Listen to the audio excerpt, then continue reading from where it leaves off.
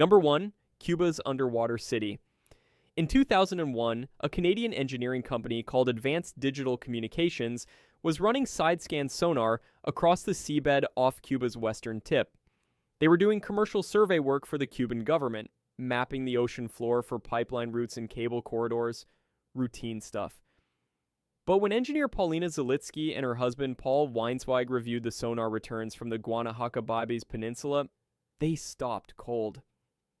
At a depth of between 600 and 700 meters, the sonar was showing geometric shapes, symmetrical formations, what appeared to be rectangular structures arranged in a grid pattern, pathways connecting them, and what looked unmistakably like pyramids. The anomaly stretched across roughly 2 square kilometers of ocean floor. Zalitsky brought in Manuel Iturralde Vinent, one of Cuba's most respected marine geologists from the National Museum of Natural History. He reviewed the sonar data and called the images truly extraordinary. The following year, in 2002, ADC returned with a remotely operated vehicle. The ROV footage appeared to show smooth carved stone blocks with sharp geometric edges, circular formations, straight lines, organized stonework that Zalitsky described as resembling an urban layout. National Geographic heard about it. They reportedly negotiated for documentary rights. Then they walked away. No documentary was ever produced. No explanation was given for the decision. Here's the problem. For those structures to have been above water at any point, the land beneath them would have had to sink catastrophically. We are talking about 600 to 700 meters of subsidence, and the standard tectonic models for the Caribbean do not support anything close to that kind of vertical displacement in a geologically recent time frame. Iturralde Vinent himself calculated that the geological processes required to sink a landmass that far would take at least 50,000 years. That pushes any potential human construction tens of thousands of years before the earliest known civilization. No archaeological framework has room for that timeline. Some researchers offered natural explanations: volcanic rock shaped by underwater currents into geometric patterns, basalt columnar jointing that happens to look architectural. Critics also pointed out that ADC was a commercial survey company, not an academic institution. No peer-reviewed paper was ever published on the Guanahacabibes structures, not one. But here's what makes this entry genuinely strange. The Cuban government did not issue further research permits after the initial ADC expeditions. No independent international team has been allowed to conduct sonar surveys, ROV dives, or any form of systematic investigation at the site since approximately 2003. The U.S. embargo on Cuba has further complicated any potential American-led expedition. And Iturralde Vinent himself expressed frustration that the scientific community dismissed the findings without ever conducting independent verification. He argued publicly that dismissal without investigation was not science. It was assumption. Zalitsky continued advocating for the site through the mid-2000s. She gave interviews. She sought funding, she approached institutions. None of it materialized. The site sits in Cuban territorial waters, requiring explicit government authorization that has not been granted. As of the mid-2020s, nobody has gone back. It remains one of the most tantalizing and least investigated underwater anomalies on Earth. If it is natural, proving that would take a single, well-funded expedition. The fact that no one has been allowed to try is, in many ways, more interesting than the sonar images themselves.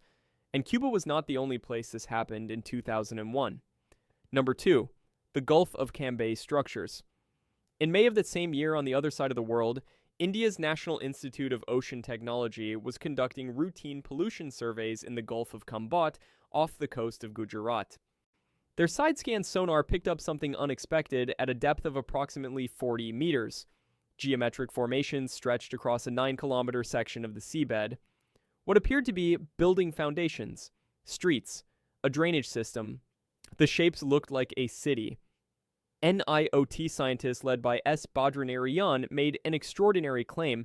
They said the site could predate the Harappan civilization, the Indus Valley, by thousands of years.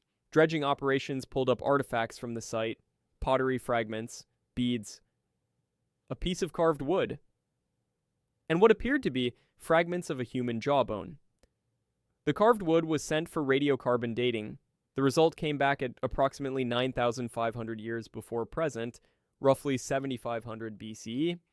A second wood sample dated to approximately 8,500 years before present.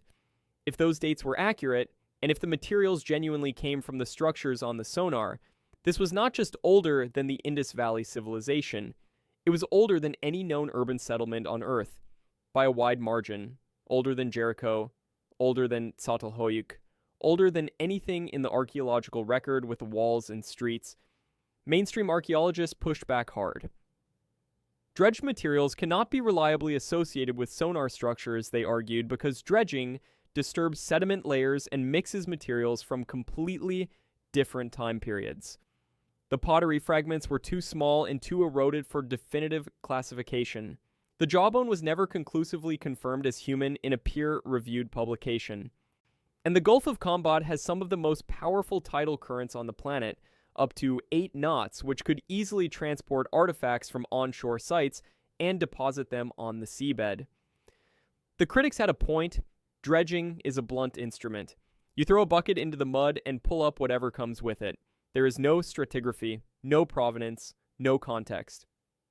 Graham Hancock, the alternative history author, seized on the Gulf of Cambay as key evidence for his thesis that pre-Ice Age civilizations were submerged by post-glacial sea level rise. His book, Underworld, devoted significant attention to the site. For Hancock, Cambay was not an isolated anomaly, it was part of a global pattern. NIOT conducted follow-up surveys in 2002 and 2003. More sonar, more dredging. But they never deployed divers or remotely operated vehicles for direct visual confirmation. The tidal ranges in the Gulf exceed 10 meters. Diving there is genuinely dangerous. Currents that strong can pin a diver to the seabed or sweep them kilometers from their entry point. The Archaeological Survey of India never took over the investigation. They never issued permits for independent teams. Badrinarian published his findings in NIOT's own journal and presented at conferences, but the results were never accepted by major international archaeology journals. The Indian government's position has been ambiguous. They have neither endorsed nor dismissed the findings. They have simply not funded further investigation. 2 underwater anomalies discovered in the same year, both showing apparent geometric structures, both generating extraordinary claims, both shut down before independent verification could occur. The Gulf of Cambay remains in scientific limbo, not debunked, not confirmed, and almost entirely inaccessible. But not every forbidden underwater site is blocked by a government. Some are hidden by the people who found them. Number 3, Lake Michigan's Stonehenge. In 2007, Mark Hawley, a professor of underwater archaeology at Northwestern Michigan College, was running a routine sonar survey of Grand Traverse Bay in Lake Michigan. At approximately 12 meters below the surface, shallow enough for a recreational diver, the sonar revealed a line of stones arranged in a roughly circular pattern on the lake bed. And one of those stones appeared to bear a carving that looked like a mastodon. Mastodons went extinct in the Great Lakes region approximately 10,000 years ago, at the end of the last ice age. If the stones were deliberately placed and the carving was genuine, this site dated to at least 10,000 years before present. That would make it one of the oldest known human-made structures in North America. Hawley shared sonar images with media outlets. The Associated Press ran the story. The internet called it Lake Michigan's Stonehenge, though Hawley himself cautioned against that comparison. The site exploded in public interest. Then something unusual happened. The precise coordinates were never released. Hawley and the Grand Traverse Band of Ottawa and Chippewa Indians agreed to keep the location confidential. The tribe was concerned that public knowledge could lead to looting, vandalism, or disruption of what they considered a culturally and spiritually significant site.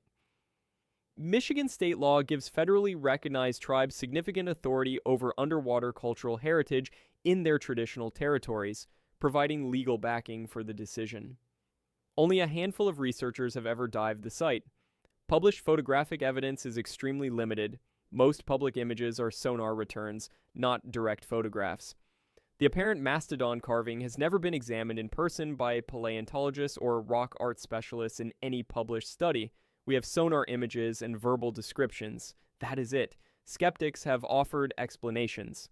Glacial erratics, boulders deposited by retreating ice sheets, can form linear and circular patterns without any human intervention. The carving could be natural weathering or glacial scoring. It could be pareidolia, the human tendency to see meaningful patterns in random shapes. These are reasonable objections, but they remain untested because almost nobody has been allowed to look. The Great Lakes region has a deep archaeological record. The Clovis and pre-Clovis cultures are known to have been active in the area during the relevant time frame. Human presence at the site is archaeologically plausible. During the last glacial maximum approximately 20,000 years ago, Lake Michigan's basin was covered by the Laurentide ice sheet. As it retreated, the landscape would have been habitable tundra and grassland before rising water levels flooded it. The lake bed was once dry ground. People walked on it. The question is whether they built on it. And yet no further formal archaeological investigation has been publicly announced. A potentially transformative find sits 12 meters below the surface of a lake in Michigan, within easy diving range, and is kept hidden not by depth or danger, but by deliberate choice. From a site that no one will show you, to a place that almost no one can physically reach. Number 4. Zhemchug Canyon. The largest submarine canyon on Earth is not in some exotic corner of the tropics. It is in the Bering Sea, roughly 200 kilometers off the coast of Alaska. Zhemchug Canyon has a total volume of approximately 5,800 cubic kilometers.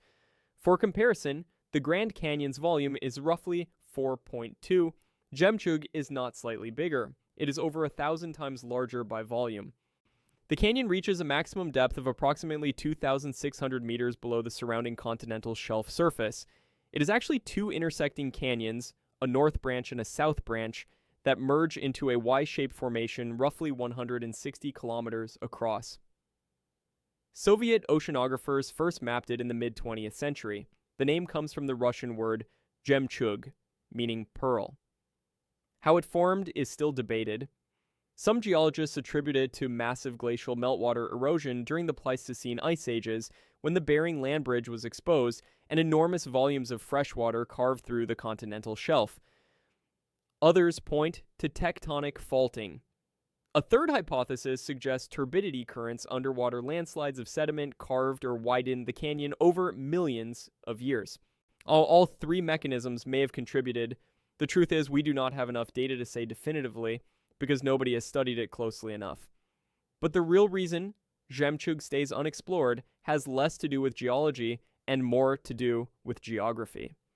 The Bering Sea sits directly between the United States and Russia. The maritime boundary is governed by the 1990 U.S.-Soviet agreement. During the Cold War, both navies ran submarine operations through this region constantly, and deep canyons like Zhemchug were strategically significant. A submarine sitting in the canyon's acoustic shadow is extremely difficult to detect. The U.S. Navy's SOSUS underwater listening network monitored the Bering Sea extensively for exactly this reason. Then there are the conditions. Winter sea ice. Massive swells. Some of the most violent storms on Earth. Water temperatures below 2 degrees Celsius. The combination of depth, current, remoteness, and weather makes crude exploration of Zhemchug exceptionally difficult even without the geopolitical complications. The canyon is also ecologically critical. The Bering Sea is one of the most productive fisheries on the planet. The pollock fishery alone is worth billions of dollars annually. Zhemchug serves as habitat for deep-sea corals, rockfish, and king crab. In 2007, the North Pacific Fishery Management Council designated large portions of the Bering Sea canyons as habitat areas of particular concern, restricting bottom trawling. A 2014 NOAA expedition found dense communities of Primnoa and Paragorgia corals at depths exceeding 1,000 meters. The ecosystem is estimated to be centuries old, living structures that predate European colonization of the Americas, growing in total darkness at the bottom of a canyon nobody visits. The Bering Land Bridge that once crossed this region connected Asia and North America during the last ice age. The canyon's formation history is directly linked to the flooding of that bridge approximately 11,000 years ago.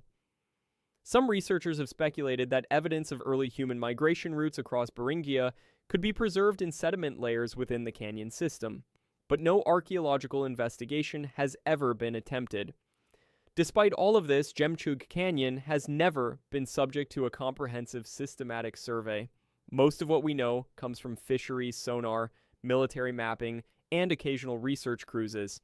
The largest geological formation of its kind on Earth, and we have barely looked at it. If we cannot even map a canyon in waters we nominally control, what is hiding in places where we cannot see at all? Number 5. The Black Sea Underwater River. In 2010, a team led by Dr. Dan Parsons of the University of Leeds found something on the floor of the Black Sea that should not exist. A river. Underwater, with banks, floodplains, rapids, meanders. A fully formed river system flowing along the seabed. It works like this. The Mediterranean Sea is saltier than the Black Sea. When Mediterranean water flows in through the narrow Bosphorus Strait, it is denser, heavier. It sinks to the bottom and flows along the seabed as a distinct current, carving its own channel through the sediment. The channel is approximately 35 meters deep and 1 kilometer wide, with defined levees on either side, raised banks built up by sediment deposition, just like a terrestrial river during a flood. If this were a surface river, it would be the 6th largest in the world by volume. Approximately 22,000 cubic meters of water per second. The flow creates S-shaped meanders identical in geometry to surface rivers, obeying the same physics of erosion and fluid dynamics. It has rapids where the channel narrows and the dense water accelerates. Parsons' team mapped the system using a robotic submersible with high-resolution multi-beam sonar and traced it at least 60 kilometers from the Bosphorus into the Black Sea before the channel became too diffuse to follow. The discovery confirmed theoretical models that had predicted dense underflows could create self-maintaining channels. But no one had ever documented one at this scale. The implications extend beyond the Black Sea. Understanding how density-driven currents carve channels has relevance for oil and gas geology because ancient turbidity flows created many of the sedimentary formations that now hold hydrocarbon reserves. There's another detail about the Black Sea that makes this river significant beyond hydrology. Below approximately 150 to 200 meters, the Black Sea is anoxic, devoid of dissolved oxygen. Nothing aerobic survives. Nothing decomposes. The river flows into this dead zone, carrying nutrients and sediment from the continental shelf into a basin where everything that sinks is preserved in extraordinary condition. Robert Ballard's expeditions in 1999 and 2000 demonstrated what anoxic preservation means. His team found ancient shipwrecks with intact wooden hulls, rigging, and cargo. Some were over 1,500 years old and looked like they had sunk months ago, rope still coiled on decks. Tool marks still visible on timber. The Black Sea does not let things rot. And that brings us to what else is sitting in that water. Number 6. The lost submarines of the Black Sea. During the Cold War, the Black Sea was one of the most militarily significant bodies of water on Earth. NATO member, Turkey on one shore. Warsaw, Pact Nations, the Soviet Union, Romania, Bulgaria on the others. The Soviet Black Sea Fleet operated out of Sevastopol in Crimea, running hundreds of vessels through those waters, including submarines, surface combatants, and support ships. Multiple Soviet submarines were lost or scuttled in the Black Sea during and after the Second World War. Damaged vessels, decommissioned hulls. Ships deliberately sunk as a disposal method, which was standard practice among all major navies before environmental regulations tightened. The exact number and locations of these wrecks remain classified. Russian naval records from the period are not publicly accessible. The Ministry of Defense has never released comprehensive loss registers for the region. Now remember what the Black Sea does to things that sink. Nothing decomposes.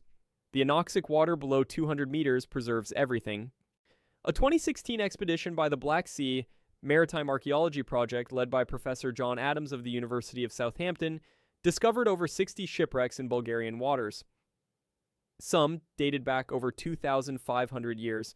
Many were in exceptional condition. The team used an ROV rated to 1,800 meters, and the deeper they went, the better the preservation became. These Cold War submarine wrecks are sitting in that same water, perfectly intact. Time capsules containing classified technology, weapon systems, and cryptographic equipment from a conflict that defined the 20th century. Under international maritime law, they are considered sovereign property of their flag state, primarily Russia, and Russia has been particularly assertive about protecting access. Some of these vessels may also contain hazardous materials, torpedo warheads, naval mines, fuel oil, and potentially components that no government wants disturbed. Turkey controls all naval and research vessel traffic in and out of the Black Sea under the 1936 Montreux Convention. The ongoing conflict over Crimea has further militarized the entire region. Both Russian and NATO naval assets patrol constantly.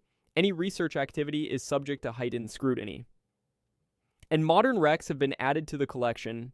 Ukrainian vessels scuttled during the 2014 crisis. The cruiser Moskva, which sank in April 2022. The technology exists to raise these wrecks in remarkably complete condition. The anoxic water has seen to that. But doing so would require diplomatic agreements between nations that are functionally at war, massive engineering resources, and resolution of legal sovereignty questions that no one is willing to touch. Independent researchers and recreational divers are barred by a combination of extreme depth, national security zones, and the legal protections that international law affords to sunken warships. The Black Sea is a museum. The doors are locked, and the governments holding the keys are not on speaking terms. From military secrets preserved in dead water, we move to a place where the water itself becomes poison. Number 7. Cenote Angelita. Approximately 17 kilometers south of Tulum on Mexico's Yucatan Peninsula, there is a sinkhole in the jungle called Cenote Angelita. It is about 60 meters deep. For the first 29 meters, you are swimming through clear fresh water. Normal cave diving, then you hit the cloud. At 29 meters, a thick layer of hydrogen sulfide stretches across the entire width of the cenote like a blanket of fog.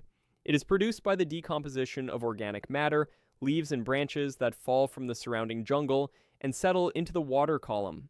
The gas accumulates at the boundary between fresh and salt water, forming a visible band 1 to 3 meters thick. Dead trees that have fallen into the cenote protrude through the hydrogen sulfide layer. Their trunks and branches stick up through the mist, creating the surreal illusion of a forest lining the banks of an underground river. When photographer Anatoly Boloshchin published images of Cenote Angelita in the early 2010s, its many viewers assumed the photographs were digitally manipulated. They were not. Hydrogen sulfide is lethal. At concentrations above 100 parts per million, it causes rapid unconsciousness and death. Divers who descend through the cloud report near zero visibility inside the layer itself, complete darkness. The overwhelming smell of rotten eggs permeating their regulators and equipment.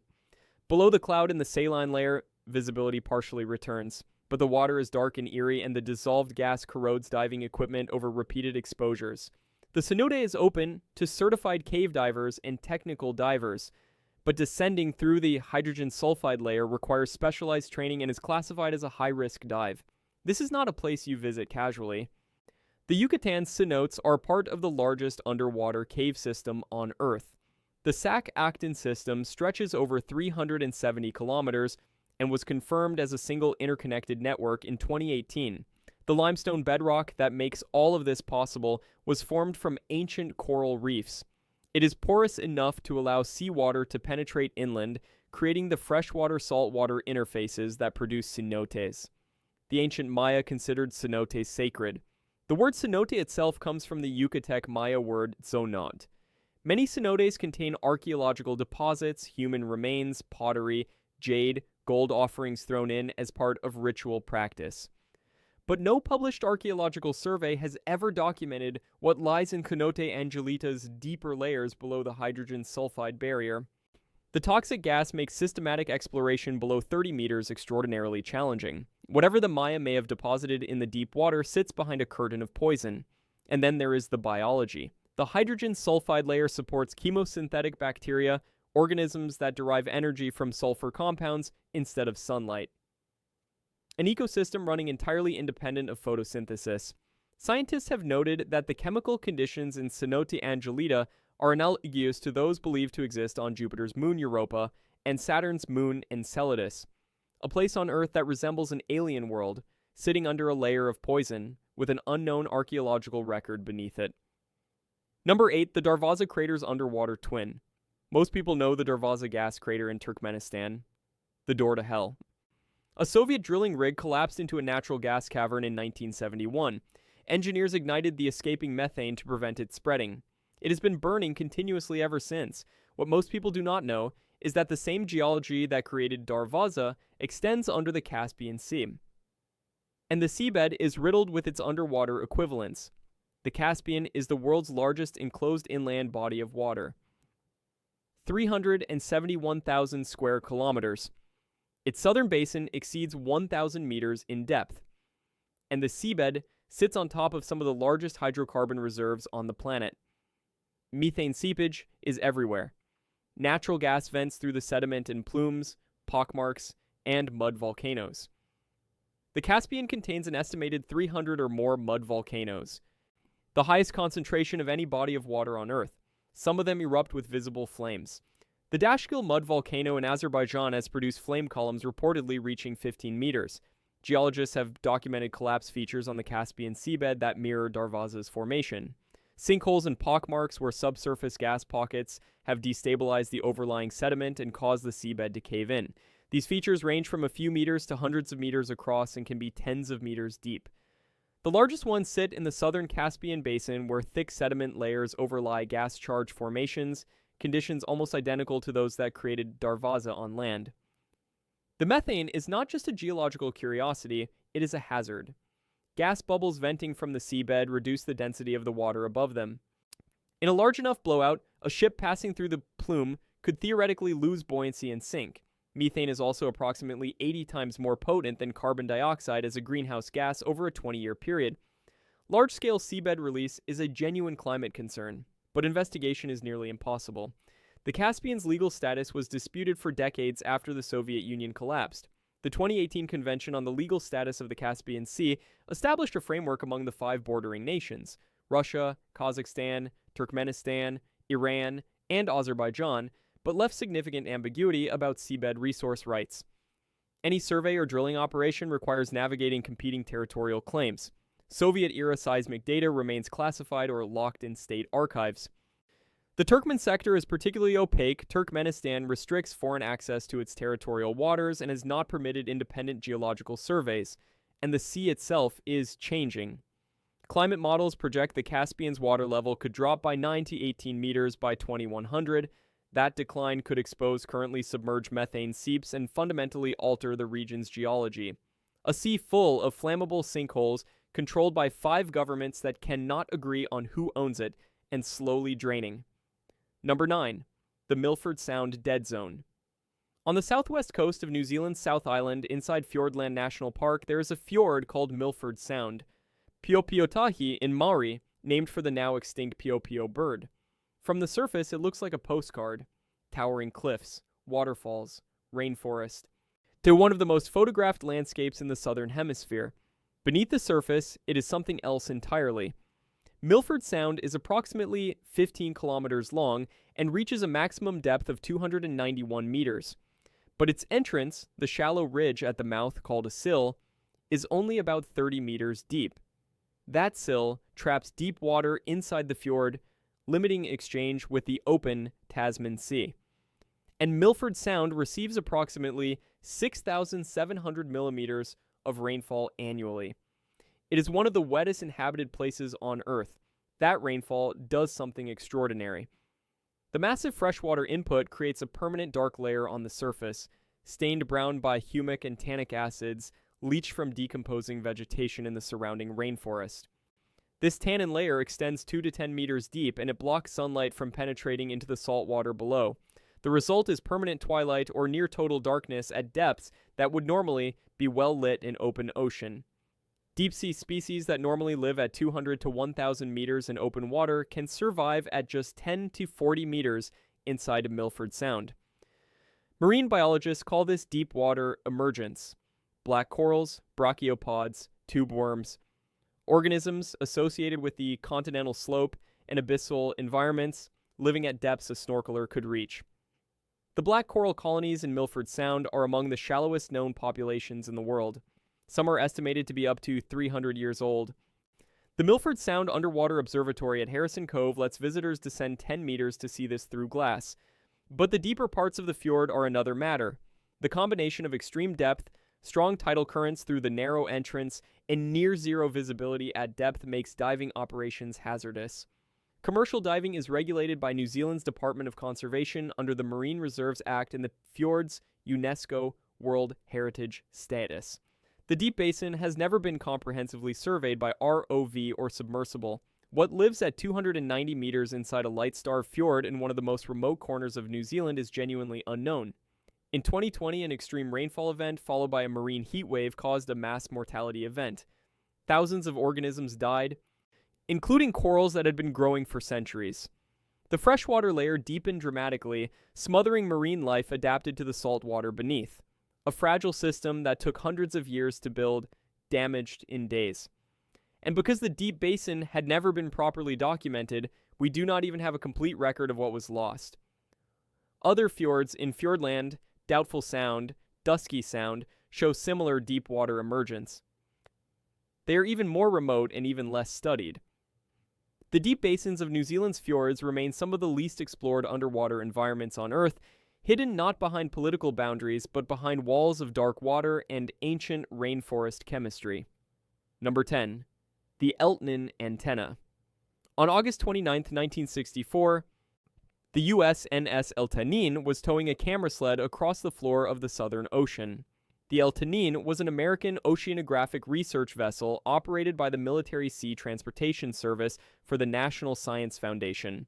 It was conducting a systematic photographic survey of the deep seabed as part of Cold War-era oceanographic mapping. Thousands of photographs, frame after frame of featureless abyssal mud. And then one frame showed something different. At a depth of approximately 3,904 meters, at coordinates roughly 59 degrees south, 105 degrees west, in the remote waters between Antarctica and South America, the camera captured a perfectly symmetrical object rising from the ocean floor.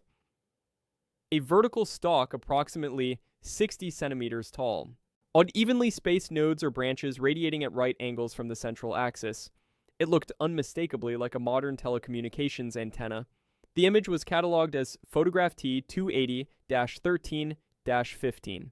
Marine biologist Thomas Hopkins reviewed it. No definitive identification was published.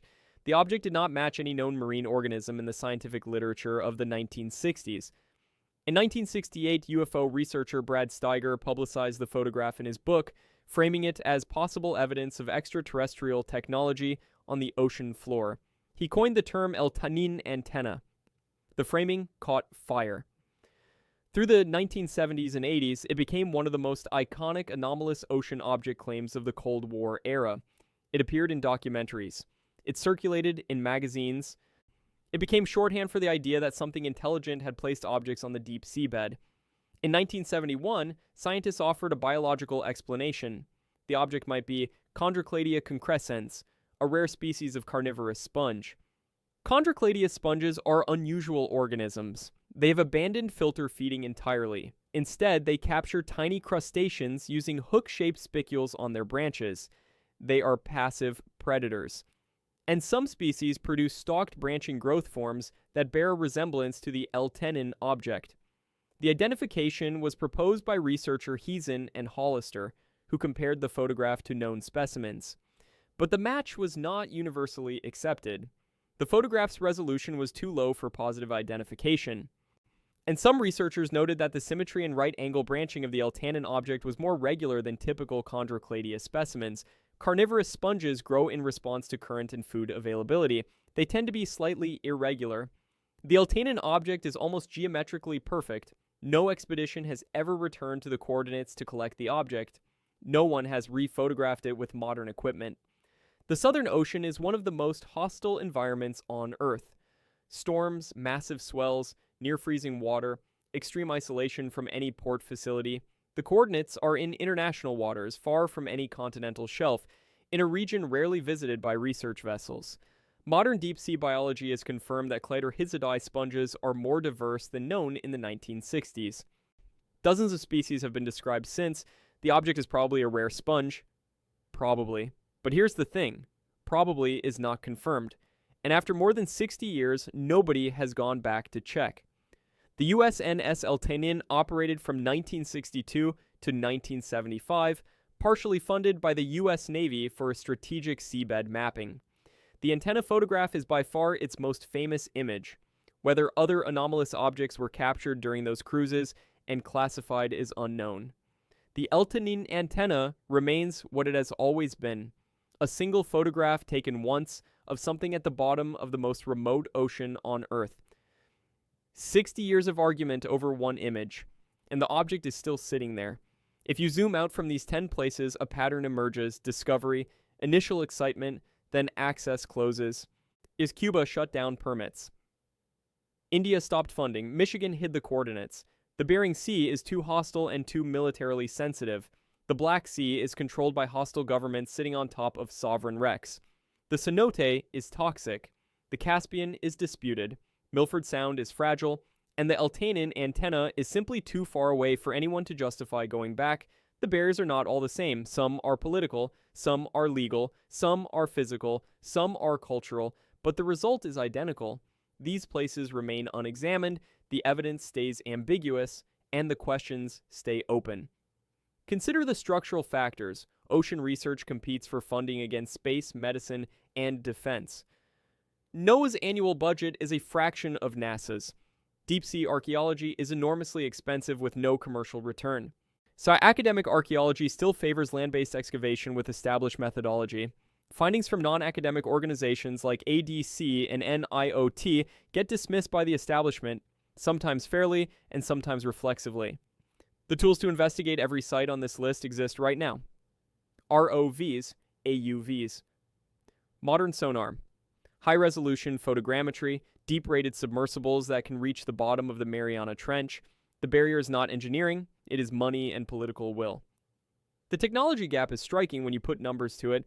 The James Webb Space Telescope cost approximately $10 billion. A comprehensive survey of any single site on this list, Cuba, Cambay, the Eltanin coordinates, might cost $5 to $50 million. A fraction of what we spend looking at other planets. Victor Vescovo's 5 Deeps expedition proved that reaching the deepest points on Earth is now within the reach of a single, determined individual. Private submersibles funded by billionaires already have more deep-sea capability than most nations. The gap between what we can do and what we choose to do grows wider every year, and some of these sites may not wait. The 2020 die-off at Milford Sound destroyed corals that had been growing for 3 centuries. Ocean acidification is dissolving calcium carbonate structures worldwide. The Caspian Sea is draining. Projections suggest 9 to 18 meters of water level drop by 2100, which could expose and destabilize its methane seeps. Rising temperatures are shifting the Black Sea's chemistry. Deep-sea mining contracts now cover hundreds of thousands of square kilometers of ocean floor, much of which has never been surveyed biologically or archaeologically. We are industrializing the seabed before we have documented what is on it. Mainstream science says most of these formations are probably natural. The structures off Cuba are likely volcanic rock shaped by currents. The Gulf of Cambay artifacts probably washed in from onshore sites. The Lake Michigan stones are possibly glacial erratics. The Eltanin Antenna is most likely a sponge. These are reasonable positions. But they share a common weakness. None of them have been verified on site. The debunking is as speculative as the original claims, because nobody has gone back. And history suggests caution about dismissing anomalies too quickly. Göbekli Tepe in Turkey, discovered in 1994, pushed the timeline of monumental construction back to approximately 9500 BCE, thousands of years before mainstream archaeology believed such structures were possible. The site rewrote textbooks. Before that, archaeologists would have called a temple complex from that era implausible. The lesson is not that every anomaly is genuine. The lesson is that absence of investigation is not the same as absence of evidence.